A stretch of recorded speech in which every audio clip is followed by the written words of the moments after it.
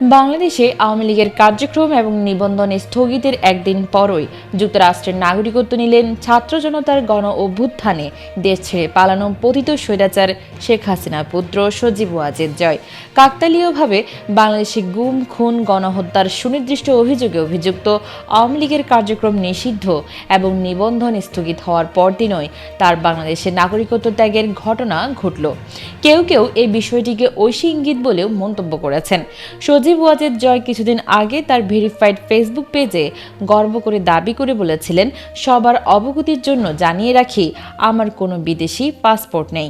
যুক্তরাষ্ট্রে আমার স্থায়ীভাবে বসবাসের অনুমতি আছে। গর্বের সাথে আমার সবুজ বাংলাদেশের পাসপোর্ট দিয়েই আমি যাতায়াত করি।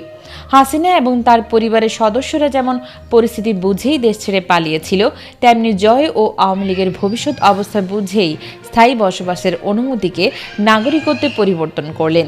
হাসিনা এবং তার পরিবারের সদস্যরা যেমন পরিস্থিতি বুঝেই দেশ ছেড়ে পালিয়েছিল, তেমনি জয় ও আওয়ামী লীগের ভবিষ্যৎ অবস্থা বুঝেই স্থায়ী বসবাসের অনুমতিকে নাগরিকত্বে পরিবর্তন করলেন। হে আওয়ামী নেতা কর্মীগণ, কি বুঝলেন?